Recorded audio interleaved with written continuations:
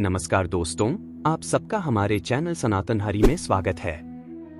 दोस्तों, आज का जो वीडियो है वह काफी मजेदार होने वाला है, इसलिए बोल रहा हूं वीडियो को अंत तक देखें। तो चलिए फिर शुरू करते हैं आज की प्रस्तुति। दोस्तों, जब कोई जीव मृत्यु लोक में जन्म लेता है तो उस समय उसकी स्मृति शून्य होती है। वह ना तो किसी चीज को जानता है और ना ही किसी को पहचानता है। बच्चा मां के गर्भ से निकलकर जैसे ही बाहर आता है वह तुरंत ही रोना शुरू कर देता है, जैसे कि वह पूछ रहा हो मैं कहां आ गया। ऐसा इसलिए होता है क्योंकि धरती पर आने के बाद उसे लगता है कि वह कहां आ गया। तब वह सृष्टि के रचयिता ब्रह्मा जी से कहता है, हे भगवान, मुझे फिर से इस संसार में क्यों भेज दिया। लेकिन यह तो ईश्वरीय विधान है कि जो जीवित है उसकी मृत्यु भी एक दिन होनी है, और जिसकी मृत्यु हो चुकी है उसे नया शरीर लेकर पुनः इस पृथ्वी पर वापस आना है। फिर वह बच्चा ऐसा क्यों करता है? क्या वह ऐसा तकलीफ में करता है या फिर कोई और कारण है जिसे हम समझ नहीं पा रहे हैं? क्या आपने भी कभी सोचा है कि आखिर बच्चा जन्म लेने के तुरंत बाद रोता क्यों है? इसके पीछे का कारण क्या है? हिंदू धर्म शास्त्रों के अनुसार वैसे तो इसके पीछे एक पौराणिक कथा की मान्यता है, जिसका विवरण विष्णु पुराण में मिलता है। इस्लाम में भी बच्चे रोने के अपने अलग कारण बताए गए हैं। लेकिन सच्चाई क्या है? यह एक ऐसा सवाल है जिसका सही उत्तर हम सब जानना चाहते हैं। शिशु के जन्म लेते ही रोने के कारण को विज्ञान एक सहज और आवश्यक प्रक्रिया मानता है। तो दोस्तों, इस वीडियो में सबसे पहले हम बच्चे के रोने को लेकर वैज्ञानिक दृष्टिकोण समझते हैं। फिर हिंदू धर्म शास्त्रों में वर्णित उस पौराणिक कथा को जानेंगे जिसका उल्लेख विष्णु पुराण में मिलता है। दोस्तों, आपसे विनती है कि चैनल को सब्सक्राइब कर लीजिए और कमेंट बॉक्स में जय श्री राम लिखकर परमात्मा को अपना आभार व्यक्त कीजिए। दोस्तों, नए जीवन की प्रक्रिया पुरुष और स्त्री के समागम के साथ शुरू होती है, जिसके फलस्वरूप जीव को एक नए शरीर के रूप में स्त्री के गर्भ में स्थान मिलता है। जब तक बच्चा माता के गर्भ में रहता है तब तक वह सांसारिक दुनिया से अनजान होता है। वह नवजात शिशु जन्म से पूर्व गर्भनाल के माध्यम से सांस ले रहा होता है। उसके शरीर को खाना पीना इत्यादि मां से जुड़ी गर्भनाल से प्राप्त होता रहता है। बच्चे के फेफड़े तो होते हैं, लेकिन वह अपने फेफड़ों का प्रयोग नहीं करता है। बच्चा मां के गर्भ में एक पतली झिल्ली के अंदर बंद होता है जिसमें तरल पदार्थ भरा होता है। इस तरल पदार्थ को वैज्ञानिक फ्लूइड बोलते हैं।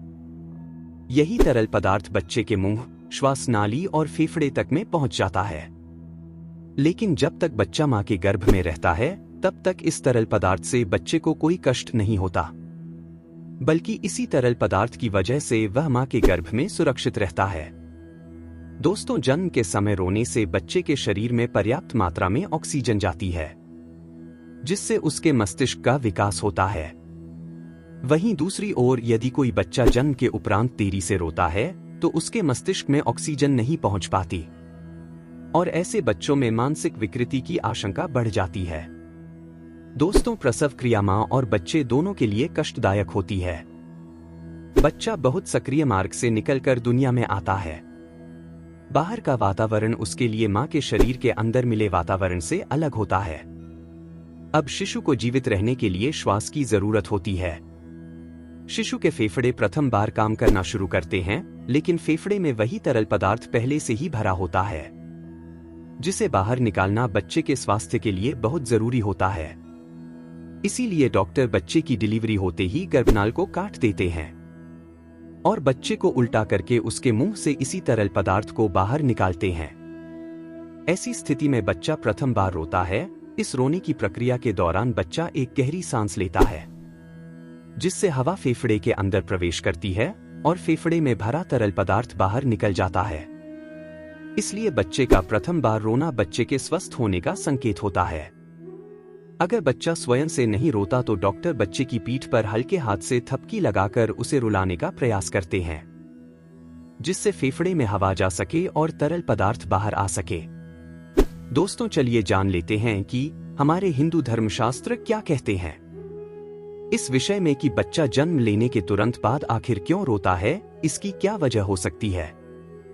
हिंदुओं के पवित्र ग्रंथ विष्णु पुराण के मुताबिक जब ब्रह्मा जी सृष्टि की रचना कर रहे थे और जब वे स्वयं जैसे पुत्र उत्पन्न करने के लिए विचार कर रहे थे तो अचानक से उनकी गोद में एक नीले रंग का मायावी बालक प्रकट होता है। यह बालक रोते हुए ब्रह्मा जी की गोद में इधर उधर उथल पुथल कर रहा था। तब ब्रह्मा जी ने उस बालक से पूछा कि तुम क्यों रो रहे हो? तो वह बालक कहता है कि मैं कौन हूं, मैं कहाँ हूं, मेरा नाम क्या है? इस पर ब्रह्मा जी कहते हैं, जन्म लेते ही तुमने रोना शुरू कर दिया, इसलिए अब से तुम्हारा नाम रुद्र है। दोस्तों, इस बच्चे के जन्म से पहले किसी भी बच्चे ने रोना शुरू नहीं किया था। बस तभी से जन्म के बाद बाकी बच्चों के लिए भी रोने का नियम बन गया।